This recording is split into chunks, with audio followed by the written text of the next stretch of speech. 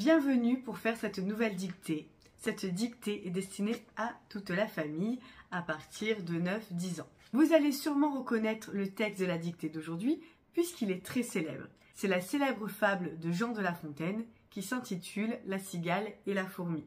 Puisque c'est une fable, à chaque retour à la ligne, il faudra mettre une majuscule. Pour ceux qui ne la connaissent pas en entier ou ceux qui ne s'en souviennent pas beaucoup, je vais bien évidemment la relire avant de passer à la dictée. Il y a évidemment 3 étapes pour faire cette dictée. Première étape, je vous lis le texte en entier. Deuxième étape, je lis le texte plus doucement pour que vous puissiez écrire puisque je serai en train de dicter. Et enfin, troisième étape, ce sera la phase de correction. C'est parti pour la première lecture, la cigale et la fourmi. La cigale ayant chanté tout l'été, se trouva fort dépourvue quand la bise fut venue. Pas un seul petit morceau de mouche ou de vermisseau. Elle alla crier famine chez la fourmi sa voisine, la priant de lui prêter quelques grains pour subsister jusqu'à la saison nouvelle. « Je vous paierai, lui dit-elle, avant l'août, foi d'animal, intérêt et principal. » La fourmi n'est pas prêteuse. C'est là son moindre défaut. « Que faisiez-vous au temps chaud ?» dit-elle à cette emprunteuse. « Nuit et jour à tout venant, je chantais, ne vous déplaise. Vous chantiez ? J'en suis fort aise. Eh bien, dansez maintenant. » Maintenant, c'est parti pour la dictée. Prenez un stylo, une feuille et votre cerveau. Nous allons commencer. Je lis la phrase une première fois et je la relis plus doucement. Bien sûr, je vous dirai d'aller à la ligne puisque c'est une fable et de mettre une majuscule à chaque fois que vous allez à la ligne. Je vais passer à l'étape 2 qui est la dictée. N'hésitez pas à mettre pause sur la vidéo si ça va trop vite pour aller à votre rythme. Le titre de la fable, bien évidemment, on va l'écrire « La cigale et la fourmi ». La cigale et la fourmi. Première phrase. La cigale ayant chanté tout l'été se trouva fort dépourvue quand la bise fut venue. La cigale, virgule. Ayant chanté. Ayant chanté. À la ligne, tout l'été, virgule. Tout l'été, virgule. À la ligne. Se trouva fort dépourvu. Se trouva fort dépourvu. À la ligne. Quand la bise fut venue. Quand la bise fut venue. Point. À la ligne. Pas un seul petit morceau de mouche ou de vermisseau. Pas un seul petit morceau. À la ligne. De mouche ou de vermisseau. Point. De mouche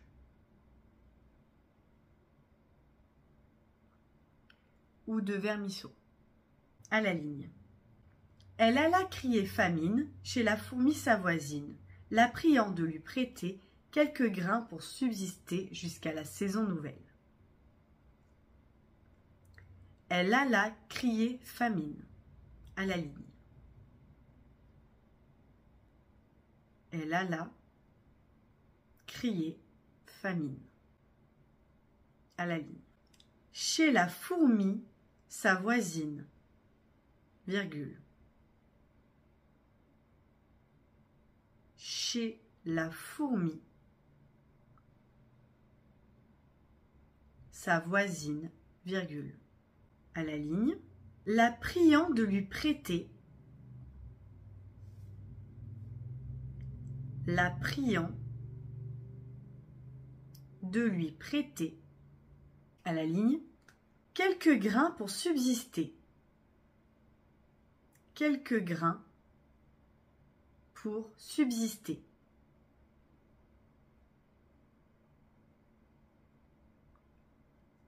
à la ligne, jusqu'à la saison nouvelle,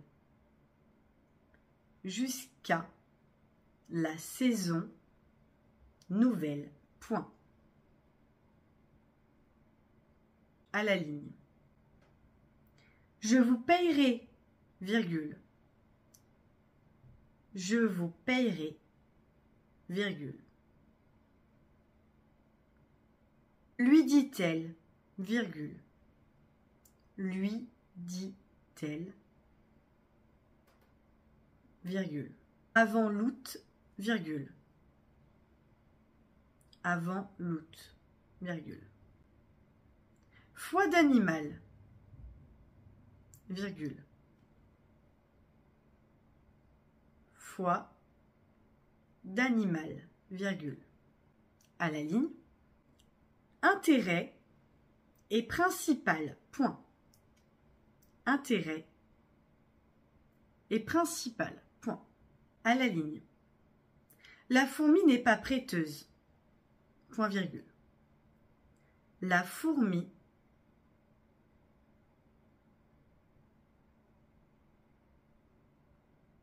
n'est pas prêteuse, point virgule.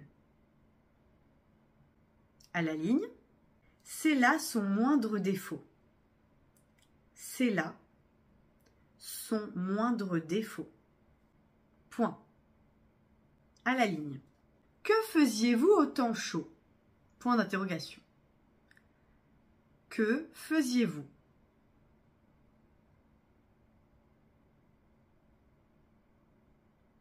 Au temps chaud.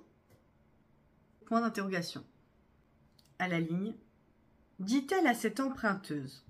Point. Dit-elle à cette emprunteuse? Point à la ligne. Nuit et jour à tout venant, je chantais, ne vous déplaise. Nuit et jour à tout venant, nuit et jour à tout venant, à la ligne, je chantais, virgule. Je chantais, virgule, ne vous déplaise, point. Ne vous déplaise, point. À la ligne. Vous chantiez, point d'interrogation. Vous chantiez, point d'interrogation. J'en suis fort aise. J'en suis fort aise. Point. À la ligne. Eh bien, point d'exclamation. Eh bien, point d'exclamation. Dansez maintenant. Point final. Dansez maintenant. Point final. Je vais relire la dictée entièrement, donc la fable entièrement. N'hésitez pas à vous relire et à vous corriger en même temps, à mettre pause pour vous relire. C'est parti pour la relecture. La cigale et la fourmi. La cigale, ayant chanté tout l'été, se trouva fort dépourvue quand la bise fut venue. Pas un seul petit morceau de mouche ou de vermisseau. Elle alla crier famine chez la fourmi sa voisine, la priant de lui prêter quelques grains pour subsister jusqu'à la saison nouvelle. « Je vous payerai, lui dit-elle, avant l'août, foie d'animal, intérêt et principal. La fourmi n'est pas prêteuse, c'est là son moindre défaut. Que faisiez-vous au temps chaud? Dit-elle à cette emprunteuse.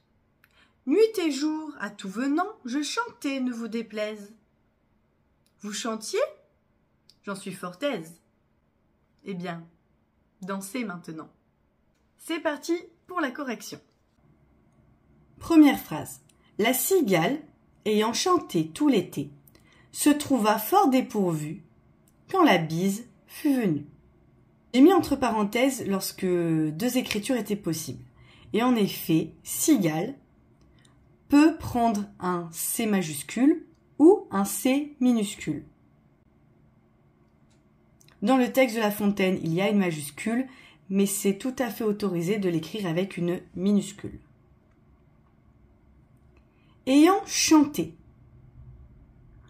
Chanter, E, accent aigu. C'est le participe passé du verbe chanter. On peut le remplacer par un autre verbe du troisième groupe. On aurait pu dire la cigale ayant pris, si on le remplaçait par le verbe prendre. Tout l'été, virgule, se trouva fort dépourvu. Alors, se trouva, S-E. Puisqu'on est devant un verbe. Fort dépourvu. Dépourvu, U-E. Qui est-ce qui est dépourvu? C'est la cigale. Quand la bise fut venue. Attention, fut ne prend pas d'accent circonflexe. Ça s'écrit simplement F-U-T. C'est le verbe être au passé simple et non le verbe être au subjonctif. Venu, UE. Qu'est-ce qui est venu? C'est la bise, féminin. Deuxième phrase. Pas un seul petit morceau de mouche ou de vermisseau. Pas un seul petit morceau. Comme il n'y a pas de petit morceau, il n'y a pas de S à petit, ni de X à morceau. De mouche ou de vermisseau. Là, il y avait la possibilité de mettre au pluriel. C'est une variante qui est autorisée, même si dans la fable, il n'y avait pas de S à mouche ni à vermisseau. Troisième phrase. Elle alla crier famine chez la fourmi sa voisine, la priant de lui prêter quelques grains pour subsister jusqu'à la saison nouvelle. Elle alla crier famine. Crier, ER, on est avec le verbe à l'infinitif. On peut dire elle alla prendre. Chez la fourmi sa voisine. Fourmi, pareil, on peut l'écrire avec un F majuscule ou un F minuscule, c'est autorisé. Même si dans la fable, c'est bien un F majuscule, puisqu'en fait, la fourmi, c'est pas seulement l'animal, mais le nom, presque un nom propre, que veut donner Jean de La Fontaine.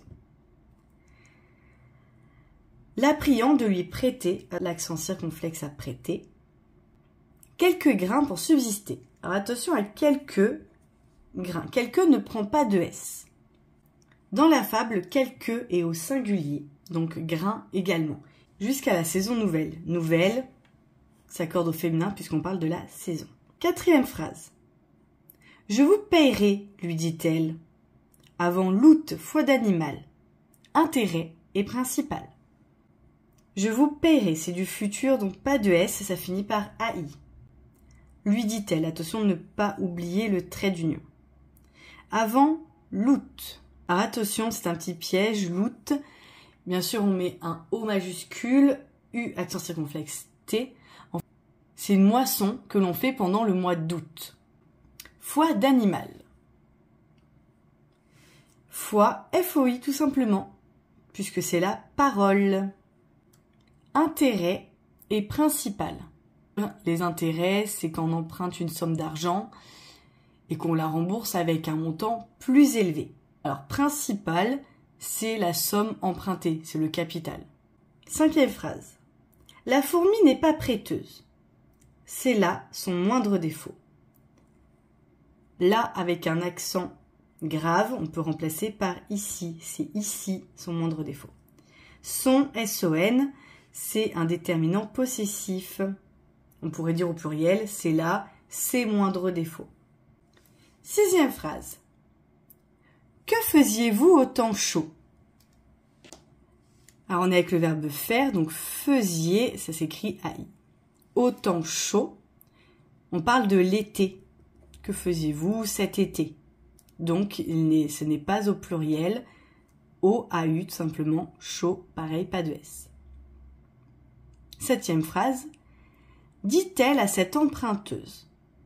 Attention, emprunteuse, le 1 s'écrit UN.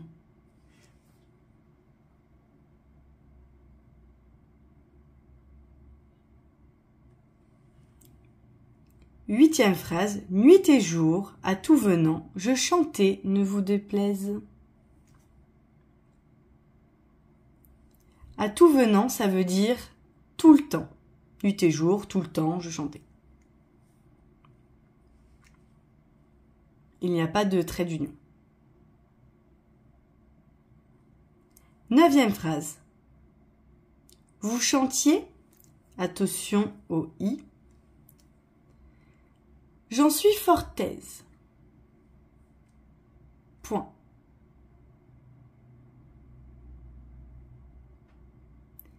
Eh bien, dansez maintenant. Attention, eh bien, on évite d'écrire ET, puisqu'on est ici avec une interjection. On est ici avec une interjection, donc ça s'écrit bien EH, qui n'a rien à voir avec la conjonction de coordination et ET. J'espère que cette dictée vous a plu et que vous avez hâte d'en refaire une avec moi. N'hésitez pas à m'indiquer votre score dans les commentaires, quel est votre nombre d'erreurs. L'objectif est de s'améliorer pour la prochaine fois évidemment. Allez, je vous dis à bientôt pour une nouvelle dictée.